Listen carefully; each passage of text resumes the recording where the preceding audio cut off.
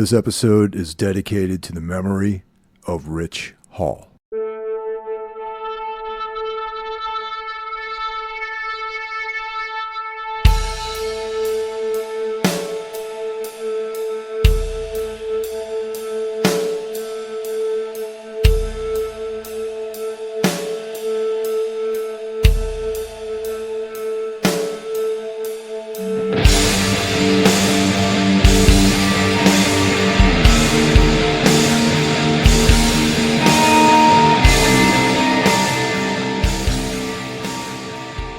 Welcome to this week's episode of Everything Went Black. It's an emergency David Lynch episode, since we've lost one of U.S. filmmaking's icons, a once-in-a-generation artist with a unique vision whose work has touched generations of filmgoers, filmmakers, musicians, artists. All sorts of people seem to be influenced and touched by David Lynch. Paul Aloisio from Restless Spirit returns to celebrate the work of David Lynch with me, and we talk about our relationship with the movies, some emotional stuff, some philosophical stuff, and it was great just to catch up with Paul and talk movies. Before we get going too deeply into this, I just want to shout out the rest of the Horsemen. Of course, Everything Went Black, as well as Necromaniacs, is part of a group of content creators known as the Horsemen of the Podcasting Apocalypse. Kicking things off every other Monday, we've got Horror Wolf 666, brought to us by Brandon Legion. And of course, Brandon and I are bandmates in Abraxas Horn. Abraxas Horn is actually his creative output, and I was enlisted along with Matt Prizzo. Up next in the rotation, we've got Into the Necrosphere, brought to us by Jackie Smith, the greatest extreme music podcast in the land. Wednesday is a day of double shots. Of course, it's Everything Went Black, as well as Iblis Manifestations. Thursday is another double shot day. Of course, it's Necro Thursday, which brings us to Necromaniacs Horror Podcast, which I do with Mike Scandato and Jeff Kashid. It's also day one of Soul Knocks, brought to us by Carl Hikara. And that's for all things dark, esoteric, macabre, that sort of thing. Friday, rounding out the week, we've got Spitball Media featuring Mike Scandato's brother, John Draper. Saturday is a day off, so go out and live life. But Sunday, Carl Hikara returns with Soul Knocks. Carl and I are continuing with Gusto, Darkness Weaves, our collaboration, exploring the work of Carl Edward Wagner. We have completed Bloodstone and are moving on to the next Kane novel, which is The Dark Crusade. If you like the show, that's great. Share it with your friends, give us great 5-star ratings, follow us on social media, that sort of thing. But you can also join the Everything Went Black Patreon. For as little as $1 a month, you can join the team, get access to the bonus content. For $5 a month, you get all the bonus content, plus early access to the regular stream shows. For $25 a month, you can become a sponsor. I'd like to welcome Heath to the fold of Patreons, and I really appreciate that. This whole thing is definitely a labor of love, but there's definitely expenses associated with running this thing. So every little bit helps, and I just want to extend thanks to Heath for joining the team. It's great to have you back on, Paul. Happy New Year. Happy New Year, man. It feels like we haven't spoken like years, but that's how it goes sometimes. Yeah. So how are your holidays? Everything good? Yeah, it was pretty good. We've had some downtime. And it's been nice. We got a decent amount of snow on Long Island, which I like. And, it's been, it also, speaking of not speaking in that long, I think we spoke after the Obsessed tour, which was like right before Halloween. Yeah, it's and been a few months. Yeah. Yeah, that was my last run. Those are the last couple shows we played, and even that feels like I've been home forever. But Yeah. it's really only been like 2 or 3 months. I guess it's just like that time of year, it's cold. Time seems to just go slower around then, but it's Yeah. all good, man.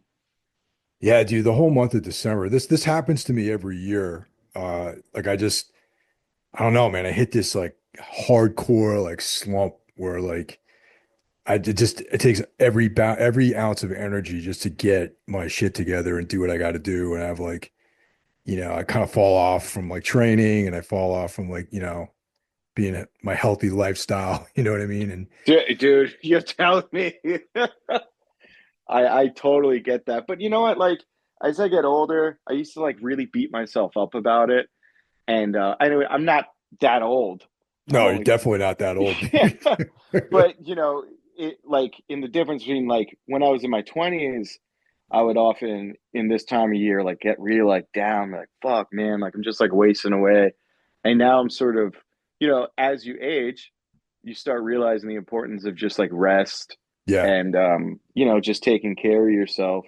It like just mentally when the environment calls for it. So I've been like practicing it this year and last year, and to be honest, it's been kind of nice just to not do much and finding the mental capacity to just be okay with that. Um, Otherwise, I'd be going out of my skin. So I feel like it's just like a survival method. Yeah, no, that's cool. In the intro, I mentioned, the passing of one of my close friends, Rich Hall, and we talked before we started rolling on this, and you didn't really know Rich, but he was like a really solid dude, and it's just interesting in the shadow of real personal loss. We're going to be talking about the loss of like an icon in art, really, not just filmmaking, filmmaking, music, art, and of course, we're talking about David Lynch, who, um, for many, many years, meaning, you, me, people in general of a certain sort of like proclivity, kind of feel like David Lynch, you have like ownership over David Lynch. You're like, oh, he's for us. Like he's one of our guys. You know what I mean? But like, Yeah. so you touched on it too, where like you were really happy that it seems like a large swath of people were touched by him, you know? Yeah. And, when people pass away, especially people that you admire and artists and creatives, it's always very sad. But I don't know. It seems like I haven't seen this much discourse um, in a positive manner about an artist passing away like this in a very long time. It's obviously it's a huge, huge, huge loss. But if any good can come out of it, I think it seems like there's almost like a renewed interest for people that had never heard of him and or have heard of him but really never like dove into his work or anything. And yeah, it's just like wild because as you said, it almost feels like I guess I'll call it like the underground like movement of people into like not as accessible art such as you and I, heavy metal and horror and stuff like that. It's like, yeah, we almost have sort of like it feels like we own like the a vested interest in this like absolute icon. Um, so when you go online, you just see like from like mainstream news websites or art websites and stuff like that you normally wouldn't expect them to be popping up. It's been all over the place, and I don't know if it's just my algorithm from like the sentient AI overlords just showing me all David Lynch stuff, but it really just feels like this time that he's really, really getting his due from a lot of places that I really wouldn't expect it, and a lot of even like mainstream artists paying their respects. I read something from Katy Perry, Wow. more, See? Yeah. you know, so it's like holy crap, dude. Um, but yeah, obviously pretty shocking, very sad. But at the same time, like I said, it almost feels like in a lot of circles. there's been somewhat of a celebration of his life and his legacy. And it's just little things here and there that have really like brightened me up about it. I recently rewatched Blue Velvet on HBO Max. Oh yeah, Uh, it's all on Max. Yeah. yeah, I couldn't find my DVD copy, so I was like, oh, it's actually on here. So I checked it out, and they had a nice little in memoriam for him, like right before the movie played, That's which I had awesome. never seen before, and I was like, that's really cool. It's really sweet. Yeah, I remember where he posted something about his health, about having emphysema. I remember a few months ago, and yeah, and he's like, I love smoking. Basically, is Yeah, what he said. I love cigarettes. I don't regret a thing. And I'm like, fucking, a salud, man. That, that's I gotta admire that. You know what I mean? Even though like he has no regrets about any of that stuff. You know what I mean? And and that's when I realized like part of me is like, uh, you hit it. Guys like hit a certain age. People in general hit a certain age, right? Because he's like in his late 70s, and I'm like, yeah, that's a bad thing. I mean, well, let's look at the stats here. We got this is the real kind of bummer. Born January 20th, 1946, passed January 15th, 2025, 5 days before his birthday. yeah. Yeah, that's fucking heavy, man. And his last couple of years, since at least he, shared the news that he had emphysema with everyone. He said, I think he said he was like hooked up to oxygen and had Yeah, trouble. But with that said, this is a man that really knew what he enjoyed, despite like he knew what he was doing to himself, and yeah, he clearly shared that in his statement. But once again, it's like, he seemed to really, really enjoy that facet of his life. And obviously, it brought likely a painful end. yeah, But as you said, he went down doing what he loved. I mean, it yeah, sounds crazy to say, but I mean, this is a man that took pleasure in, and this is one of the things that I admire most about him, the smallest little things. Um, you know, donuts and routine. He loved Big Boy, that Bob's burger Big Boy. restaurant. Yep. Yeah, yeah, yeah. I So, love those. this is a very, very passionate man about even the smallest things. So it's like, I feel like most people don't or are not able to like attain that amount of, you know, pleasure and contentment from simple things. Obviously, it sounds weird saying cigarettes are a simple thing, but because everyone knows how harmful it is. But I think that um, he sort of carried that throughout every aspect in his life, from what I've gathered. He did what he enjoyed, and that was that.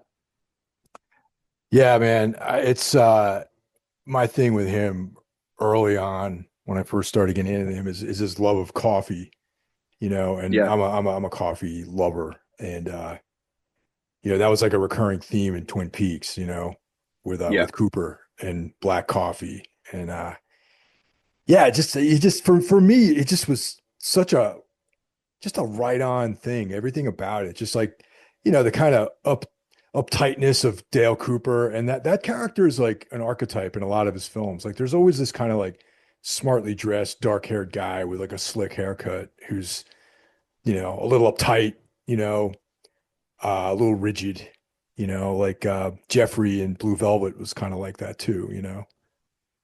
yeah. And he had like a really great way of writing dialogue that is so deadpan and straight laced that it almost seemed ridiculous, Yeah. but he had an excellent way of getting the actors to play it off like this is, there are certain characters that exist in David Lynch's world that I truly believe if you put in any other like film not directed by David Lynch, it'd be like this why is this person acting like this? This is Oh, horrible. yeah, totally. And that's the thing. It's like, the same way he's like Orson Welles in a lot of ways. Like Orson Welles, like, revolutionized filmmaking, as far as like directing goes, right? Mhm. Um, he's one of those guys, like a revolutionary sort of visionary person. Marlon Brando, revolution was a visionary in acting. You know, prior to Marlon Brando, there was like that very over the top sort of acting, and then he brought this like method acting, like realism to it. So there's like before Marlon Brando, and then after him. There's before Orson Welles, then after him. There's before Hitchcock, and then after him. And then there's before David Lynch, and then after David Lynch. You know, I mean, like a lot, so many. You know, I'm gonna call it like weird stuff, weird filmmaking. You know, weird fiction related stuff is like such a direct inspiration from him. Like even stuff like True Detective, you know, like anything that's like odd and off center, you will find that that filmmaker is most likely influenced by David Lynch. You know what I mean? Oh, absolutely, absolutely. And you know, another thing I was thinking about, like in the wake of his passing, was I really feel like it's almost like a miracle that he was ever as successful as he was, Huh. because he's just so not the typical mainstream director. I mean, the first time I saw Eraserhead, All I right. So was actually, let like, me ask you a question though. yeah, So yeah. what this is an important thing here. That is that your entry point into David Lynch? Is that I want to talk about the introduction into his work, like how you entered into his world and the feelings around that. And I guess that's what you're about to start into, right? Kind of. Okay. Uh, but we can just dive into that. My entry was Twin Peaks. Okay. I had a friend that was really into it. He's like, "You got to watch this. It's fucking bizarre. I know you'll like a lot of like really weird things. It's funny. It's intriguing. It's like, you know, a soap opera mixed with a supernatural horror, mixed with sci-fi, mixed with all of these things." I was like, "What? Okay, whatever." And you know, I remember being in his basement and just watching the intro and just listening to, you know, Badalamenti's score and just being hooked like right away. Like this is amazing. Like I didn't know what I was getting myself into, but just like the sound and the visual and, you know, the strange green tinged font, Yeah. like right off the bat, I was like, this is great. And I didn't get a lot of it. I didn't understand it, but I enjoyed it. Um, and I really, really liked it. I really liked it. I watched both seasons. I loved it all, obviously, and I think most people will agree with me that the first season as a whole seemed to be a little better. Although I really, really liked the ending of the second season, and I was like, oh, okay, I guess I like David Lynch. Um, and shortly after that, I decided to watch Eraserhead, Ah, okay. and I was so fucking confused. Like, and I was like, I literally said, like, what the fuck was that? Like, I didn't like it. I was like, I don't like this movie. I don't get it. It was just weird. And I like weird and abstract stuff. But for some reason, I thought I was missing something and I felt like frustrated by it. So I was like, whatever. I mean, I guess maybe I'll go watch something else that he did. But then I kept thinking about it. Yeah. So I watched it a second time and I finished it and I was still like, I don't get it. I don't like this. And maybe a day or two later, I was like, you know what? Let me watch it again. It took me four times until Yeah. I was like, why do I keep going back to this? Like I I came to the conclusion I did like it. I love it. Now it's one of my favorite movies, but it was just so hard for me to grasp, and I didn't really understand what it was to be. And then once I finally just like shut my like analytical brain off and said, but maybe I don't need to understand it right now and I could just enjoy it for what it is. It became one of my favorite movies. And I feel like that struggle with trying to, you know, figure out what the hell was going on to me made the movie that much more special. Yeah, that It was that's like, always like the case, I think, isn't it? Where like even be it music or a book or movies, where like the stuff that you don't get right away, but there's something about it that keeps you coming back. And like there's tons of bands like that too, and books. Like I started reading Ramsey Campbell's Fell Stones like three times or before I actually finished it. It was Yeah, like I kind of didn't like it at first, but there was something about it that kept me coming back. And same thing with some of the Thomas Ligotti stuff was like that. And then multitudes of movies and bands like Godflesh Street Cleaner. I was like, what is this fucking like? Is this even the right speed? Listening to it on yeah, or yeah, yeah. but once again, I didn't like it at first, but I couldn't stop thinking about it. And same thing with Napalm Death. I was like, what's this noise? And then I kept thinking about it and I came back. And Lynch is this kind of the same thing for me too. Yeah, it's like a part of me thinks I'm trying to describe this correctly. A part of me thinks that a lot of my favorite things actually started out like that with me not really liking it, and I think that it's because it's so different that I just can't comprehend it. But that you know the weirdness of it is actually what I end up loving. Yeah. Um, for example, even everybody knows. I don't know if everyone on the podcast knows, but most of my friends know that Typo Negative is one of my favorite bands of all time. Yeah. When I first heard them, I was like, "What is this weird vampire dude Oh yeah. singing it?" Like I saw the video for Black Number One, and he had like the upright bass with chains and playing it like a normal bass. I was like, "This is stupid. Like what are these guys trying to prove?" But it was just so different. And it was just so outside my comfort zone. Um, but that's honestly, that's usually what ends up being some of my favorite things when it's outside of my comfort zone and then it clicks. And I just feel like at the moment, maybe I wasn't prepared for it. But then I get super, super into it. And shortly after that, I watched most of his other works. And I've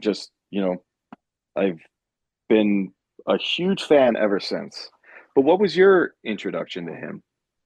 Uh, this is a good one because it's I've told this story before, but I enjoy telling it because it's funny. So the first time I heard of David Lynch, I was in high school and the band I was playing in, we played this show in Poughkeepsie, New York, and it was like the band I was in, and then all these like metal bands, and this one great band, I can't remember their name. They were like from that area, like from the Dutchess County, Poughkeepsie area, and awesome band, like thrash, but with a heavy, like old, like that's the sound from the late 70s, early 80s, but thrashy. You know what I mean? So there was like falsetto singing, sick like guitar solos, a lot of time, like almost like Merciful Fate or something like that, but a little more like street. Yeah. Anyway, the guitar player in that band was this black dude, and he had this like sick like Eraserhead t-shirt on.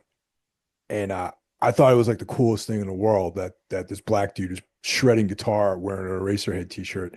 And I didn't even know what it was. Like I didn't know what the fuck is Eraserhead? Is that a band or like what is that? So the bass player of my band, he was definitely more informed on this kind of thing than I was at the time.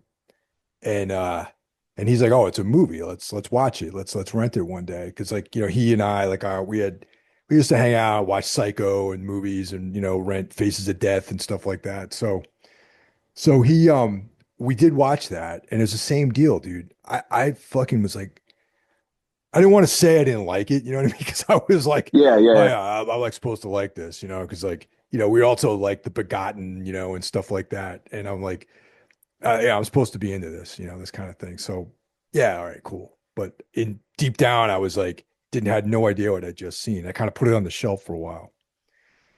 I'm in college now, a few years later, and the um, I went to Boston University, and a lot of the like calculus and physics classes were taught in a movie theater called Nickelodeon, the Nickelodeon Theater. Sounds weird, right? Boston University doesn't have a real campus. It's just like a bunch of buildings in the city. You know what I mean? So during the day, there would be classes in this movie theater, and at night, they would show movies. I know it sounds weird, but that's how it was. Blue Velvet was playing there. So I'm sitting in class, and I'm like, you know, I see this. when I leave, I'm like, oh, every day I see this fucking poster for this movie called Blue Velvet. Yeah. It looks sick. It looks like the kind of stuff I like. It's like kind of like, noirish, like hard boiled kind of thing. So I read a review for it and I saw that I was intrigued by that. So I went to go, all right, there's this girl I was trying to put the moves on, right? So I asked her out. I go, let's go to a movie. So she was not like, she was like, nice girl. You know what I mean? Just definitely not that type of girl, though. You know what I mean? Like she was just kind of like normal, attractive, but not ultimately there was no romance there. Let's put it this way. So I'm like, okay, cool. Let's go. She's, I'm gonna go on a date, man. This is kind of sick. So go to the movies. We're watching it, and then the Dennis Hopper, Isabella Rossellini scene comes up, right? That first one with Frank Yeah, Booth. yeah. And she's like, I see her and she is like disgusted by this thing. And I'm like, oh man. And I go, do you want to leave? And she's like, yes, I think I have to leave. So we got up and left, right? That was it. I got this reputation of being like a weirdo on our floor. And you know, the girls on the floor thought I was like this like serial killer, like sketchy like sort of guy because I took like Travis Bickle sort of character. So whatever. Maybe I earned it, maybe I didn't. But I saw that the when I saw that movie hit me really hard. So I went by myself to go watch it again. You know, and that's once again it was like this is like something I've never seen before. And I grew up in a small town. I grew up in a town called Carmel, New York, which is up in Putnam County. Um, it's not an urban place, it's like there's a small downtown, it's like, but then I remember hearing about really dark things that happened in the town after I graduated, like this, some girls got abducted and like there was like some sort of prostitution ring that was going, but in this nice small town, right? So I was like connecting with that and the sort of noirish element to it. There's like a true, like a detective kind of thing going on in there. There's like a just like this off-kilter weird darkness. And that's what made me want to know more about David Lynch. And then I discovered that he was the guy who did Eraserhead. So then I was able to rewatch Eraserhead and view it through a different lens after understanding Blue Velvet. And that's when it all clicked with me. And I started appreciating everything about Eraserhead, like Jack Nance's character, the weird baby in it, the score. The score is great, by the way. The cool, like black and white tone. And just like, and I was able to see the similarities between those two films that I'd seen so far. And that was like my kind of entry level story, about getting into David Lynch. And ever since then, I was been like seeking out his work. Yeah. It's always like, by the way, can you hear me? I can hear you. Yes. Cool. All right. Yeah. One of my headphones just died. I'm having all sorts of technical difficulties tonight.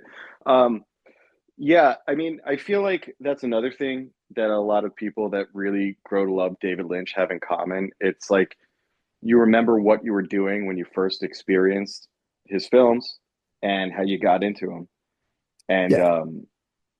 it really makes it that much more impactful. I mean, I remember the time in my life when I first, encountered Twin Peaks. And then for that matter, Eraserhead. And it was just like very pivotal moments of my life. There was a lot of change. I was much younger, and it really just like affected me in a way that just like made me look at just art differently. Because I'd always been into like outsider art. Uh, Daniel Johnston. I don't know if you know about him. Oh, of course, from Austin, Yeah. Texas. I very, very good. I have a bunch of his records actually. Yeah, one of my favorites, just because it's just like so odd and unconventional, but he wanted to make these things and he made it happen. And that's what I appreciate most out of like many musicians and artists. And I feel the same. out of David Lynch. Like he had these unconventional ideas, and he was going to make it happen no matter what. Um, and that's just something like I really admire, and I think really comes through with a lot of his films because, as I said before, they're so strange and they're so abstract, and it's crazy that he ever got as popular as he did. Yeah. Um, it's I mean, Eraserhead. It's such a tough movie to digest. Um, the soundtrack alone, all of the strange noises and just ambiance of that movie. It's like it's crazy to me. Yeah, there's really Um, none of his films that are straightforward, with the exception of maybe The Straight Story, which I don't know if you've ever seen that one. I have not. I've known about it. That's one of the only ones I haven't seen, and I was trying to finish that before this podcast, Oh man. but I was rewatching a bunch that I had known I liked, like Mulholland Drive, Yep. Lost Highway, Blue Velvet, and a couple episodes of Twin Peaks here and there. Um, but yeah, I mean, I think I also watched. Speaking of, like just the spirit of creativity, I was watching a documentary about him called The Art Life. Have you ever seen Yeah, that? I haven't seen that, but I have to see that. I think it's showing somewhere. I think like the Nighthawk is playing it in New York somewhere. I'm gonna check that out for sure.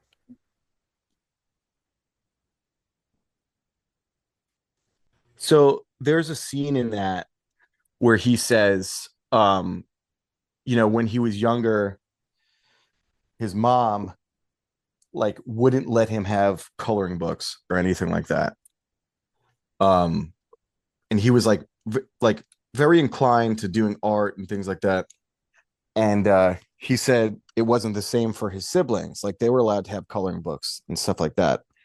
And he says it was the greatest thing that his mother ever did for him. Encouraged him to go out and find other ways to do it and be creative and just to find a way to make it happen. I thought that was like really profound that he could even, like rationalize it that way. You know what I mean? Yeah, no, totally, man. It's that's the thing, which I think carried on through the rest of his material, the rest of his work, where it's like he's like assembling these storylines and these narratives out of what seems to be like almost just raw materials, like emotional, like components that are just, I mean, everyone knows he's into transcendental meditation, and that's like, I've heard him discuss that too, about dipping into a pool, and experiencing the world through his senses and then dipping deep into a pool to come out with these ideas. So it kind of goes hand in hand with what you were saying about not being allowed to have a coloring book and just sort of being unleashed in the world to like come up with your own way of creativity. Yeah. It's just, yeah, it's wild to me. And the fact that he could articulate things like that so well, I think is another thing that really draws me to him. It's like he should be the most pretentious guy in the world, but Yeah. I don't find him to be that at all. I find him to be incredibly genuine and honest and straightforward, despite the abstract ideas of, you know, so many of his works. I mean, there's that one funny interview clip that you've probably seen, but I think he says something like, in a way, Eraserhead is my most spiritual film. Yeah. And he's at, can you elaborate? And he says, no. Yes, I love that, man. Yeah. It's Yeah. like, because, he wants, I truly think that, and I believe this too. Like, I think like once you create art and you put it out to the world, um, it becomes whoever's consuming it. Like it becomes almost their thing. And I think if he were to ever explain, well, this is actually what Eraserhead was about. Yeah. This meant, I feel like it would take away a lot of the magic, especially for a lot of people. It's like the whole mystery. He loves mystery in a lot of his movies, and nothing is ever like really clearly defined. And I think that creates an actual mystery as opposed to, just a straightforward like who done it. And in that sense, his movies are a lot like music, like lyrics and, that sort of thing, because, the best music, my favorite music is not literal. It's not, I mean, you and I are both not fans of, verse, chorus, bridge, verse, chorus, ooh, baby, baby, the sweet surrender type music, Yeah. we like stuff that requires some sort of thought and, intention to enjoy. And that's what a David Lynch, it's like listening to a Neurosis song or something like that. I interviewed Stephen Von Till a few years ago for the Holy Mountain magazine. That I don't think he does them anymore, but he put out like 4 or 5 issues of a magazine, print only. So the interview's not online anywhere. You have to actually have the magazine. And it was when his Harvest Man material was coming out, and he had a book of lyrics. We were talking, and I did not ask him what the song was about, but he kind of jumped the gun a little bit and was like, well, you know, I'm not going to get into like what the songs are about. You have to interpret, I'd like the listener or the reader to interpret those things and apply it to their own experiences, and I think that's in some ways a lot of Lynch's films are like that because there's like a characteristic, there's like this like harmonic inside each one of these films that resonates with people, maybe in a different way, and or it doesn't, and then you're not a fan. It's not like you're watching it to see explosions and car chases and like, you know, or even like some kind of satisfying linear story. You're watching it for a sort of sensory experience because it is a combination of the visuals, the dialogue, and the music. And the music plays such a huge part in all of his films. Not only the music, but just like the soundscapes in Yeah. general. Like, Yeah. and that's one of the things that really, really drew me to it. I mean, you get those like weird low vibrations that almost feel like binaural beats Yeah. and like almost like meditative trance type sounds, and then it'll be broken up by either like a loud like a crash or a scream, or sometimes like a funny happy-go-lucky jingle or something like that. And it's like it always keeps you on your toes. And also really, I feel like he was able to capture some a lot of emotion throughout, just like the soundscapes, not even including the soundtrack. Right. Yeah. Just like the sound design and stuff that's being used in the films, definitely. Yeah. And that's another thing I love about him is that he his love for sound and music together. Because like I did remember reading an interview or watching an interview with him, and I forgot what film it was for. It might have been for Inland Empire, maybe, because it was a video interview. And he was talking about the guy that was doing the sound design. And I forgot the guy's name. I should have looked it up or put it in my notes here, but he was like, David Lynch was like going on and on and on about, he's like, the deep exploration of sound, the deep, he kept emphasizing the word deep. And I'm like, yeah, man, this guy's like understands like how it's not just like I was saying, man, it's not a fucking pop song, man. It's not like some ska fucking beat where so you're like singing about hot rods or anything. There's like a meaningfulness to it, and it's like it just yeah, that was my main takeaway too, and like I was saying, there's certain aspects of the stuff that I get you think it's so fundamental in the way I view it. And I'm gonna say like I've always been a big fan of maybe from my parents, like doo-wop music and like Roy Orbison and old stuff like the Flamingos and Bobby Vinton and all that. My parents all had like these records when I was growing up, and my dad used to go see music all the time when he was a kid, and that sort of old-timey, anachronistic vibes that Lynch put in his films because he's probably about was the same age as my parents, and so he experienced all that stuff too. And you can listen to Roy Orbison, you can hear, but I guess the point I'm trying to make though is like I my when I think of a cup of black coffee, And I think of like driving a car late at night and sitting in a diner by myself. That's a very personal experience.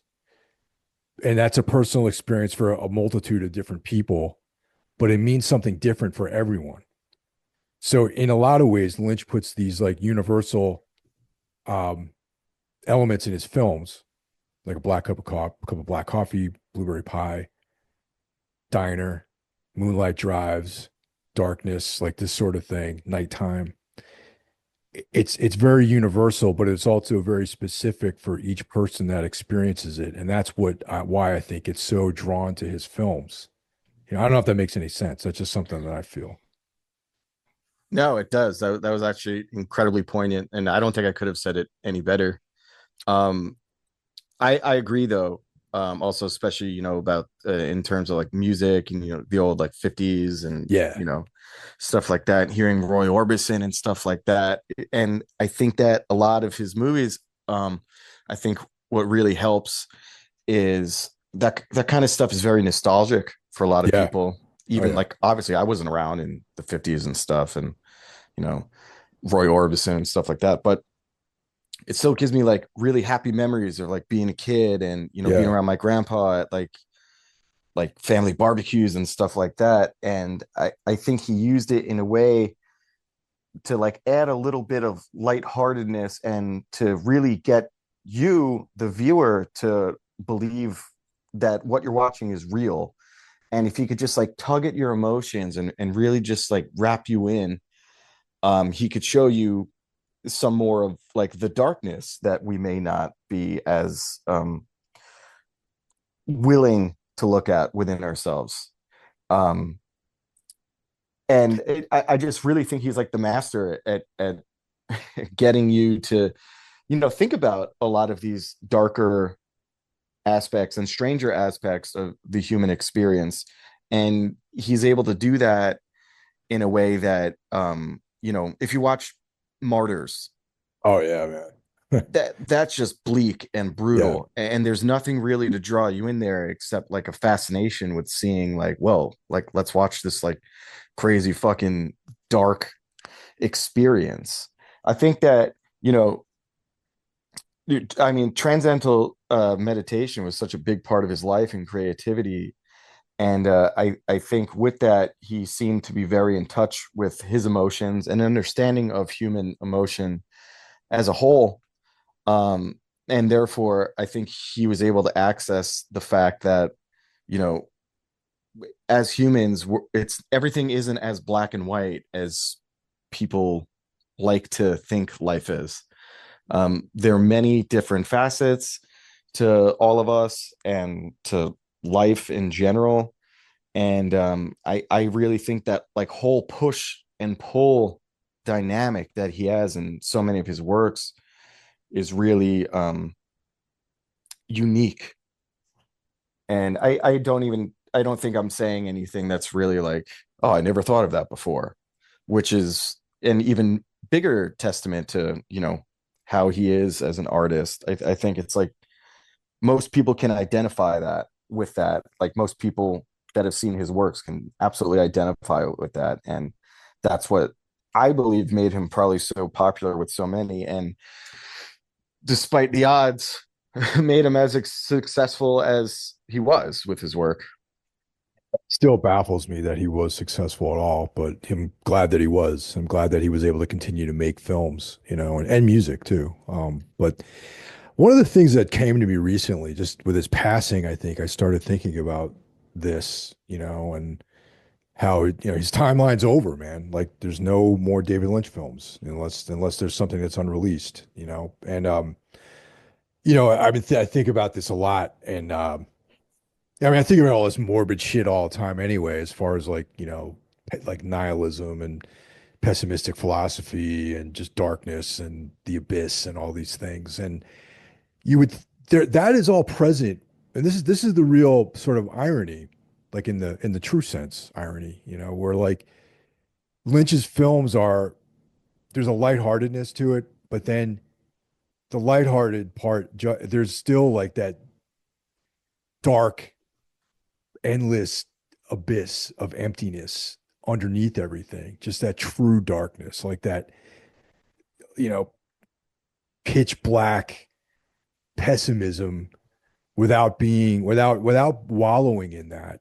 And I think like when you talk to like nihilists about their idea of there being nothing, it's like you okay, cool. Like it's just like why not just jump off a building and fucking end it? You know what I mean? But the nihilism they talk about, well, that means that enables you, that empowers you to enjoy what you have, like to realize that and then there's the absurdists who are like, this whole thing is fucking ridiculous. So nothing really matters. Let's just rock and roll. You know what I mean? So with that, you especially in the return of Twin Peaks, I think that particular story revealed this abyss like under everything. That we're all our lives and everything, all these little trips that we're on, and all these little things are like projections, and behind that is just this nothingness. But there's freedom in that because then you get to express yourself and you can choose either to be like, some sort of like, douchebag and, and just be like, yeah, fuck the world. Or you could be like David Lynch. You can create beauty out of it, but also reference that and always keep that in mind. It's like memento mori, it's like you have the idea, the thought of your demise, like your final death in mind, but you're still trying to push forward in life, and I think that's with his passing, that's how I sort of contextualize all of his films. Yeah, I agree with that for sure. And especially I think we're lucky enough, like I said, that he doesn't really feel the need to explain his works, but the more that he would speak about his creative process, it really gives you an insight to what um, his films could mean and Yeah. where his head was at when he was creating it. And it's almost like, yeah, like he clearly views the world as absurd, Yeah. and but also it seems like he viewed it as very beautiful and sad. It was the whole, Yes. spectrum of human emotion, and I really appreciate that. I really, really appreciate that. And that was what I took away from my most recent watch of Blue Velvet. I mean, it was so absurd and bizarre. Like Frank Booth, when he's screaming, "I'll fuck anything that moves." It's like hilarious because it's so just crazy. But I think, he's really just trying to create this like crazy, disturbing character. And it works more than just like some crazy dude with a knife. Like the guy was off his rocker when he's yelling at Jeffrey, played by Colin McLaughlin, and he's punching him and he's listening to Roy Orbison and smearing makeup on his face. It's like, that's how you create a psychopath. Dude, his recital of In Dreams to Jeffrey adds It's like a whole nuts. layer of just darkness to that song. Yeah. Yeah. And it was like, I always say, like, I've always thought there's a fine line between, like comedy and horror, Yeah. because they both toe the line on the absurd. And there are certain scenes that in Blue Velvet that are just really like fucking crazy and like disturbing, but you're like, should I laugh or be scared right now? That was kind of my And vibe with Blue Velvet too. Like when I first watched it all the way through the first time, I was like, what the fuck is this? I feel like laughing, but I also feel terrified at the same time.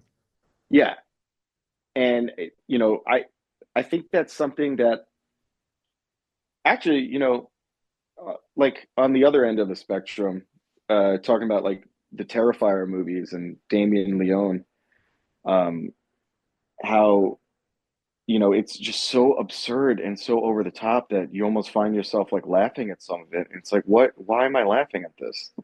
Like, this is so gory. This is so brutal. Like, what is going on? And injecting like a little bit of humor into stuff like that.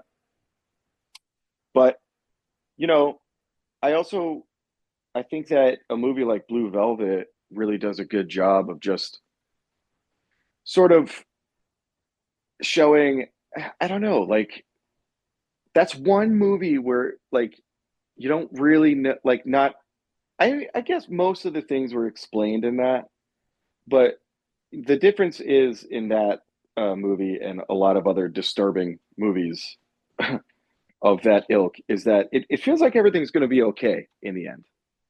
Yeah, like that movie definitely had definitely more of like a linear sort of narrative to it. It just that it was the most bizarre storytelling methods. You know what I mean? Yeah, it was like getting through it is like some roller coaster ride of like what the hell is going on here, Yeah. and you know everyone involved is going to have some serious trauma moving forward, but maybe they'll be fine. And I think that I like that aspect of his work when things are like, oh, okay, like maybe everything isn't so bleak. But then on the other side of that, speaking of like Twin Peaks, The Return, I feel like that might be his darkest work, um, and really like most existential, Yeah. and one of his strangest for sure. I mean, I remember watching it and once again just being in disbelief. Like, how did they let this guy make this? Oh, In totally, dude. like 2016, like that he just went off the rails, and it was way different, way different from the first two seasons. And I don't know, I think it might stand, as people look back, as like one of his magnum opuses. um Yeah, I'm glad that he didn't just do fan service too. I mean, actually, there was a tiny bit of fan service in the first couple episodes. Like, they go they go to the bar and you get to check in on some of the old characters. But it wasn't like a full blown,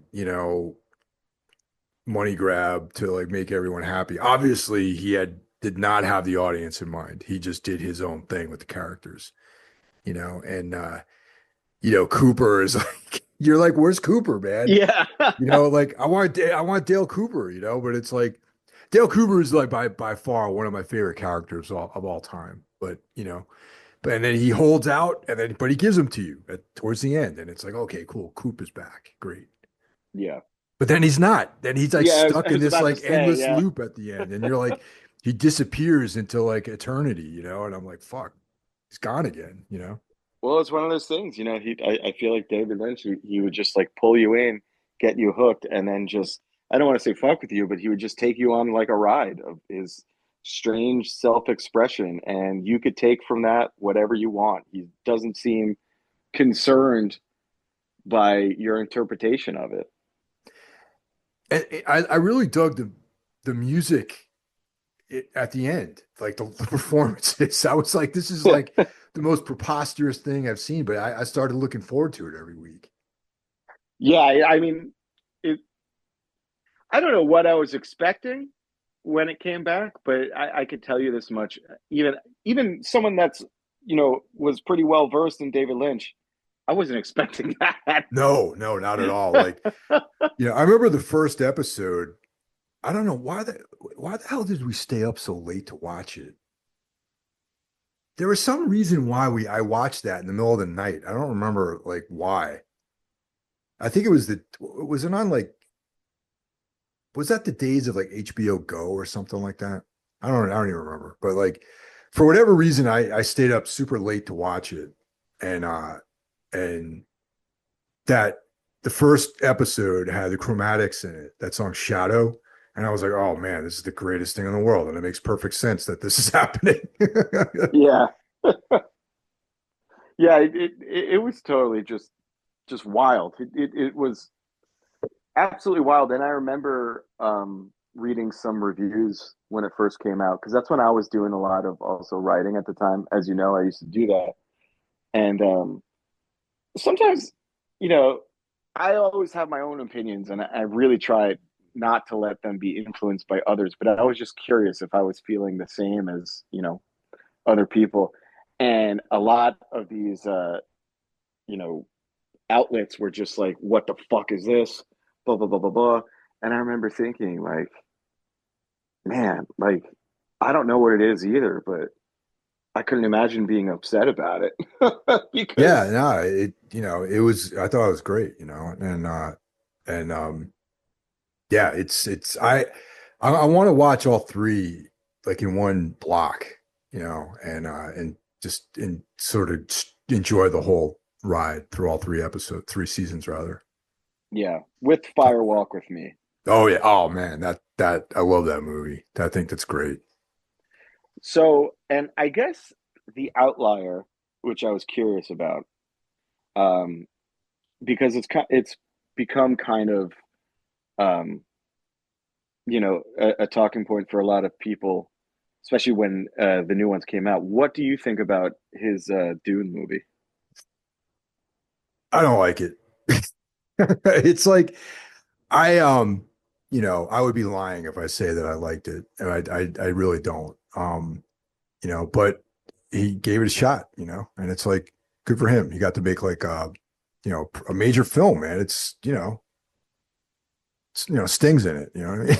Yeah, It's like, you know, it wasn't like I'd read Dune by the time that came out, that was like I only read the first Dune novel. Like Frank Herbert was like when I was getting into reading fiction, like sci-fi and horror, I read Dune, and I was not my cup of tea, but I kind of knew the story, and I was like, all right, this is definitely not in line with what I thought the it should be, and it would also the story itself wasn't in line with what David Lynch should be doing. I thought so. There was like a total mismatch, I think there.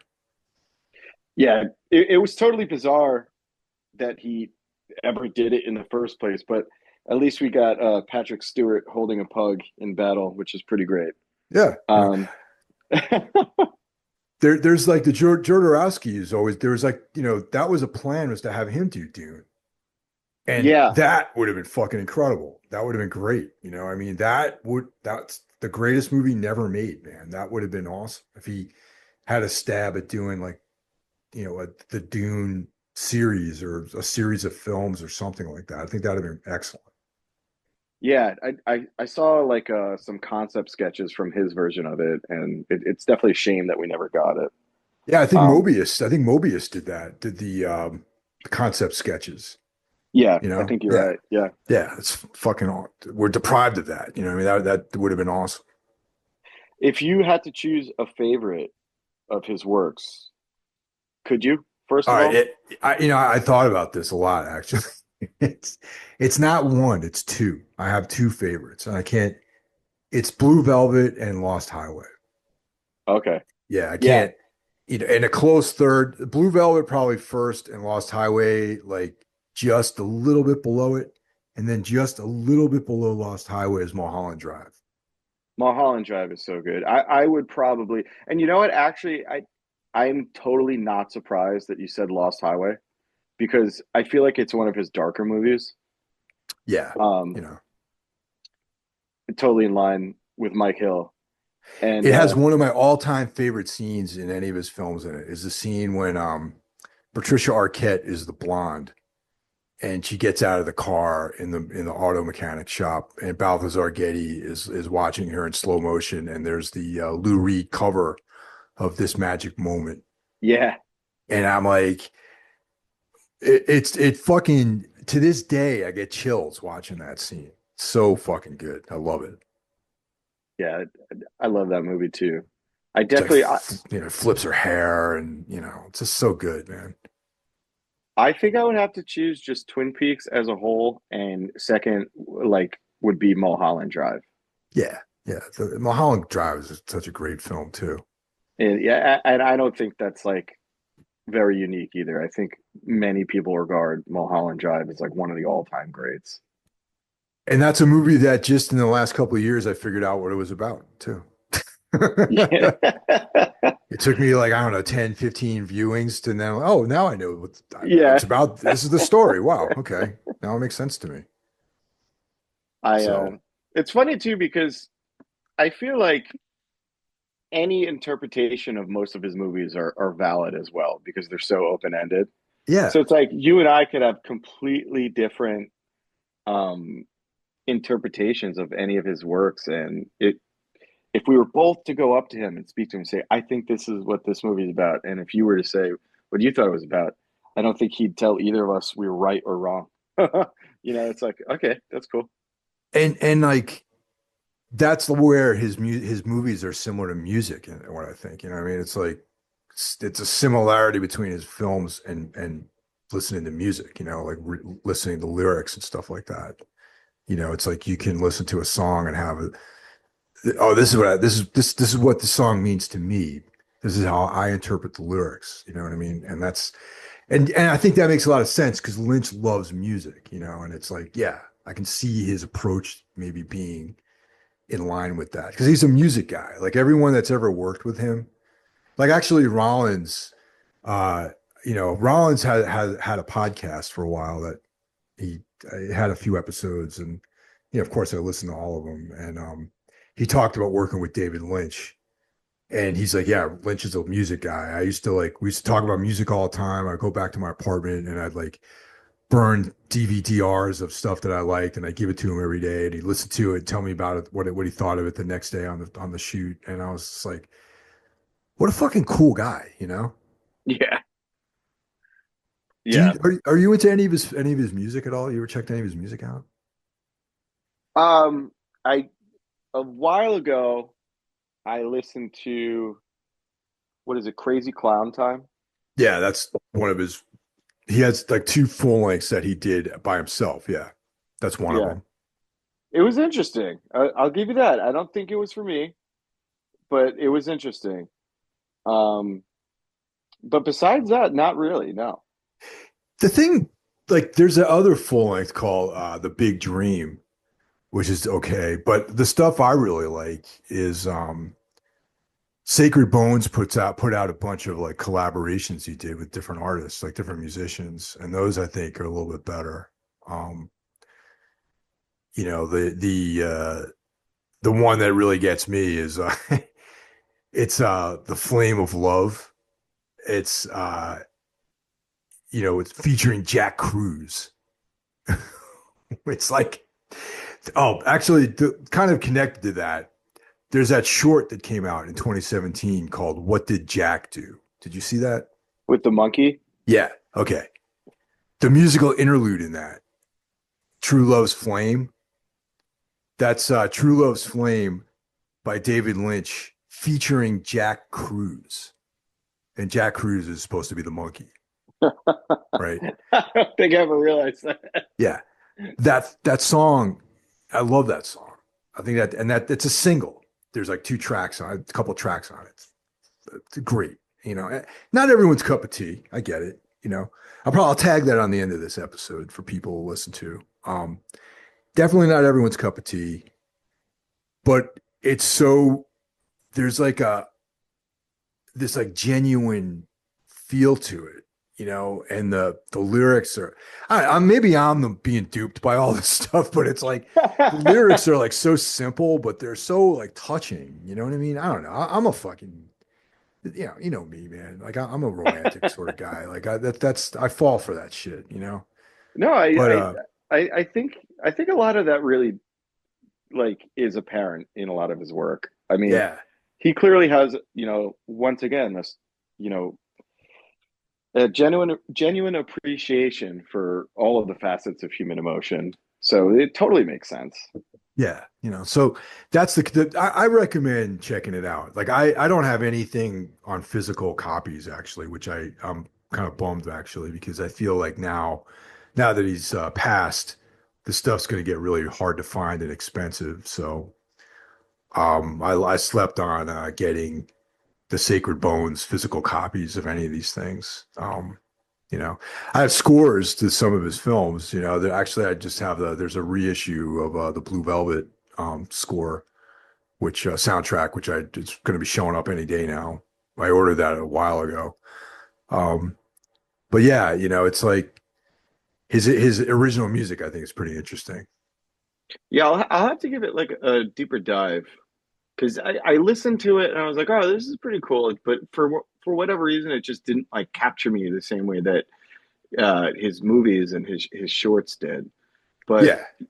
once again, like I was talking about earlier, this feels like the time for the David Lynch rediscovery. I mean, even since his passing, I've watched whatever I said before. I think like three of his films and a decent amount of Twin Peaks, and I don't think it's going to end anytime soon because now I'm just like really invested in like honoring his life and his work, and I want to just consume as much of it as possible.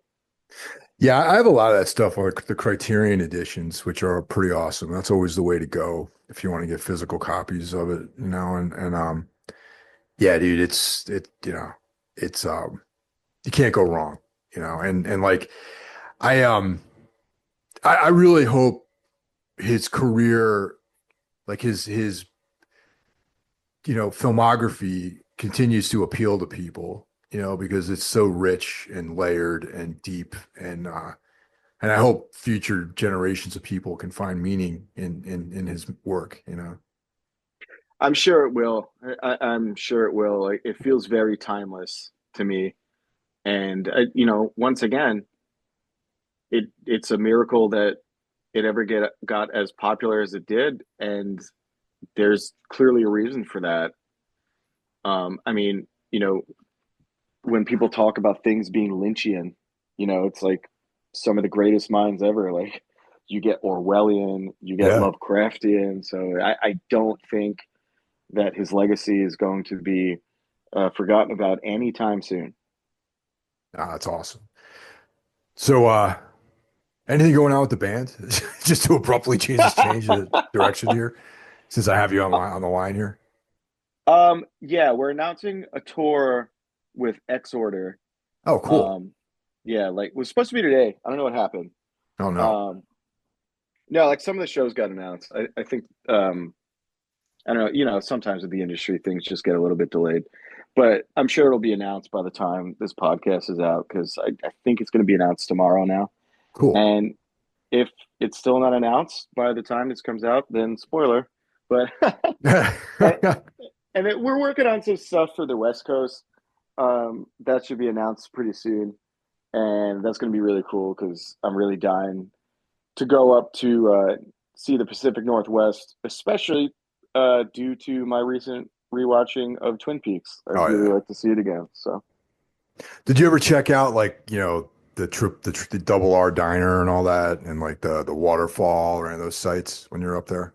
no, because you know what? Like every time we've been out there, it's been such long drives Yeah. and just getting from show to show. And once we're in the Pacific Northwest, it's like we don't have any downtime as Yeah. opposed to like when we do like a bunch of California dates, we have like more time generally. Um, On one tour, we lucked out. We were playing in Seattle, then we were going out to Spokane, Washington. So we were heading in the direction, and then we made a detour to go check out those places. that's sweet. I mean, Yeah. it's definitely something I would like to. Yeah. There's a lot of things I'd like to see that I don't get to because you know how it is on tour. Oh yeah.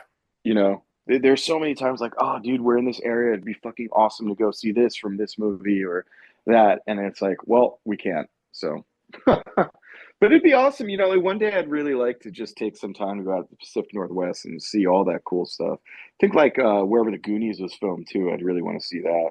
Oh yeah. That's awesome. Well, Paul, thank you very much, man. It's always a pleasure talking to you. Yeah, and thank you for having me on such a special episode as well. Hell yeah.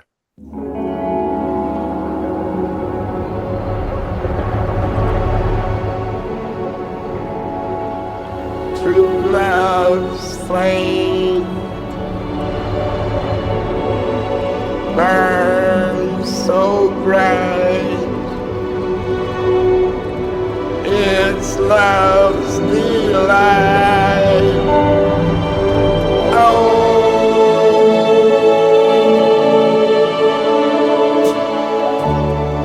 once upon a time we danced. Once upon a time we took a chance.